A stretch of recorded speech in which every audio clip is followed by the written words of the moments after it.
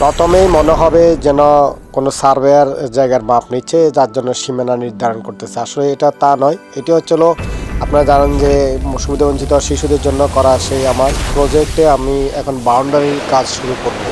তো সেজন্য আমাকে কিন্তু সহযোগিতা করতেছে শিশুরাই।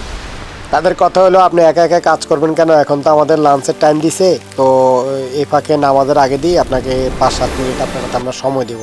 তো তাই এখন তারা সবাই যে কত আনন্দের সাথে আমার জন্য সেই বাউন্ডারির যে খুঁটিগুলো আছে এটি নিয়ে আসতেছে সবার হাতে করে। এখন সবাই বিভিন্ন জায়গাতে এটা রাখবে এবং আমি আমার কার্যক্রম শুরু করব। কার্যক্রম শুরু করার আগে কিন্তু আমি দেখেন ঝাড়ু দিয়ে নিচ্ছি, সব দিকে ঝাড়ু দিয়ে নিয়ে তারপরে খুঁটিগুলো আস্তে আস্তে লাগানো শুরু করতেছি। তবে এর মাঝে বলে রাখি, দেখেন আকাশটা এমন এক অবস্থা ছিল, এখন পর্যন্ত কুয়াশা ভালোভাবে কাটে নাই। শীতে আমার অবস্থা খারাপ ছিল, কিন্তু আস্তে আস্তে গরম লাগতেছে, তাই আমি আমার গায়ের যে সোয়েটার আছে গরম কাপড়গুলো খুলতেছি।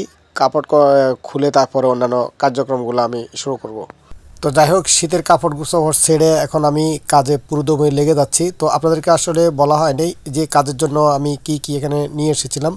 তার আগে আপনাদেরকে জানিয়ে দিই, আমার পিছনে কিন্তু আপনারা সেই লতিরাজ কচু দেখছেন, যেটা আমরা নিয়ে এসেছিলাম যশোর থেকে।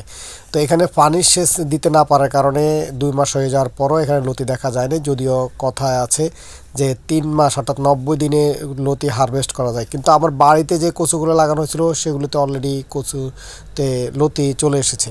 যাই হোক, এখন আমি আপনাদেরকে বলে দিই আমরা আজকে কাজের জন্য কি কি জিনিস নিয়ে এসেছি। আপাতত এখানে নেট নিয়ে আসা হয়েছে 3টা। নেটে আপনার যে ঘরগুলো ছোটো ছোটো যেন চারিদিকে বাউন্ডারি হয়, এবং প্রতিটা নেটে কিন্তু আমরা আবার কিছু সময় উপযোগী এবং সিজন ওয়ারি সেখানে আমরা সবজি লাগাতে পারি, যেমন শসা এবং বরবটি আপাতত লাগিয়ে দিতে পারি।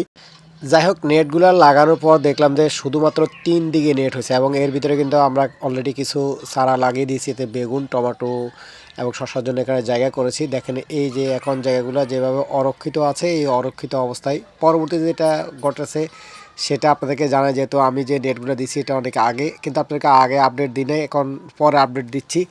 তো অলরেডি কয়েকদিন যখন অরক্ষিত ছিল, গত 2 দিন আগে কী অবস্থা হয়েছে সেটা একটু দেখুন।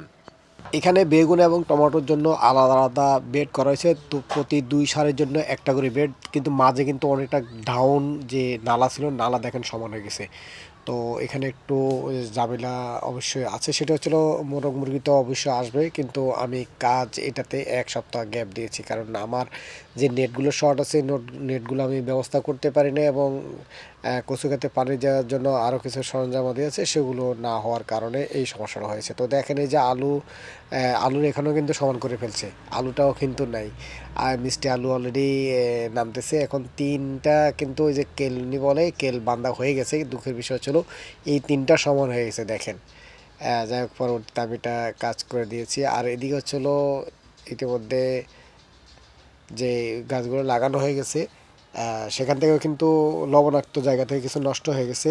যাই হোক, সর্বোপরি হচ্ছিলো এই যে এদিকে দেখছেন যে কোমড়া, যেটা হাইব্রিড জাতের কোমড়া এবং ভালো মানের গাছ, প্রত্যেকটা মাদারতে গাছ উঠেছে, কিন্তু দুঃখের বিষয় হচ্ছিলো গাছগুলো মুরগিতে নষ্ট করছে কিছু কিছু।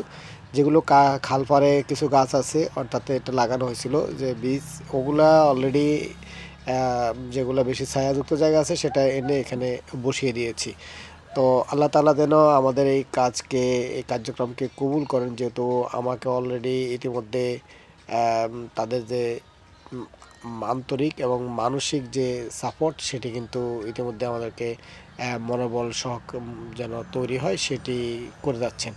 তো আশা করছি পূর্ণাঙ্গ একটা যে স্ট্রাকচারের কথা বলছি সেটা অতি শীঘ্রই দেখানো হবে। আমি যে আপনাদেরকে যে নেটগুলো দেখাচ্ছি, এই যে নেট, এদিকে কিন্তু পুরোপুরি ফাঁকা, একেবারে অনেক দূর পর্যন্ত ফাঁকা। তো 2টা নেট যখন লাগিয়ে দিব আশা করছি এটা আরও সুন্দর হয়ে যাবে।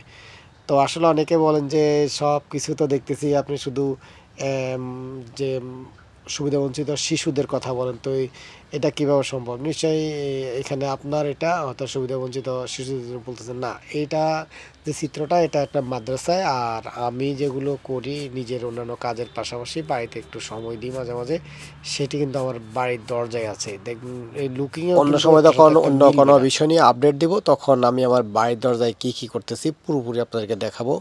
তো যাই হোক, সবাই আমার জন্য দোয়া করবেন, এবং সমাজের ঝরে পড়া, সমাজের পিছিয়ে পড়া, সুবিধাবঞ্চিত যে সকল বাচ্চাগুলো আছে তাদের শিক্ষায় যেন আমি অংশগ্রহণ করে অংশীদার হতে পারি, তাদের কল্যাণে কাজ করতে পারি।